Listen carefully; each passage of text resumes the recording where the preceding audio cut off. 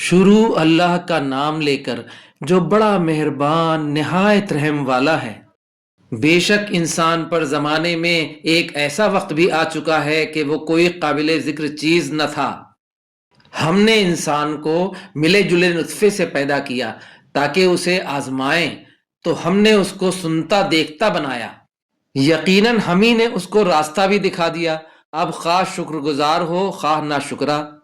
بے شک ہم نے کافروں کے لیے زنجیریں اور طوق اور دہکتی آگ تیار کر رکھی ہے۔ جو نیکوکار ہیں وہ ایسی شراب پیئیں گے جس میں کافور کی آمیزش ہوگی۔ یہ ایک چشمہ ہے جس میں سے اللہ کے بندے پیئیں گے اور اس میں سے چھوٹی چھوٹی نہریں نکال لیں گے۔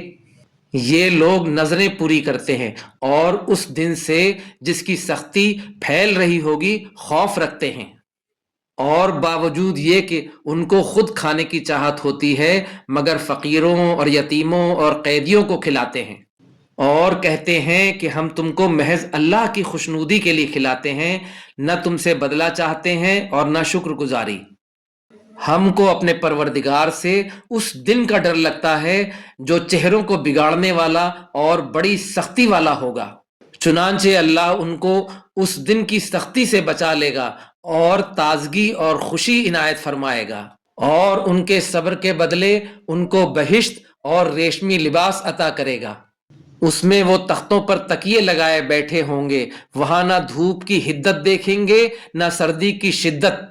ان پر درختوں کے سائے قریب ہوں گے اور میووں کے گچھے جھکے ہوئے لٹک رہے ہوں گے، اور خدام چاندی کے برتن لیے ہوئے ان کے ارد گرد پھریں گے، اور شیشے کے نہایت شفاف پیالے اور شیشے بھی چاندی کے جو ٹھیک اندازے کے مطابق بنائے گئے ہیں، اور وہاں ان کو ایسی شراب بھی پلائی جائے گی جس میں ادرک کی آمیزش ہوگی۔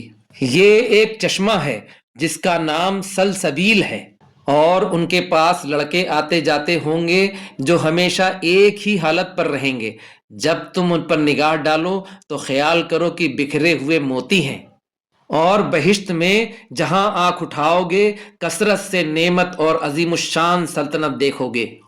ان کے جسموں پر دیبا اور اطلس کے سبز کپڑے ہوں گے اور انہیں چاندی کے کنگن پہنائے جائیں گے، اور ان کا پروردگار ان کو نہایت پاکیزہ مشروب پلائے گا، فرمائے گا یہ تمہارا صلہ ہے اور تمہاری محنت ہمارے ہاں مقبول ہوئی۔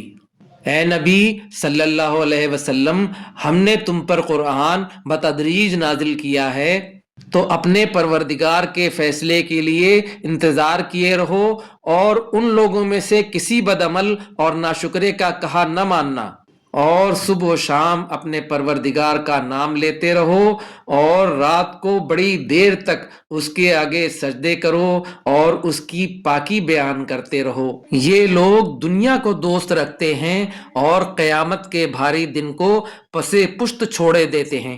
ہم نے ان کو پیدا کیا اور ان کے جوڑ جوڑ کو مضبوط بنایا، اور اگر ہم چاہیں تو ان کے بدلے انہی کی طرح اور لوگ لے آئیں۔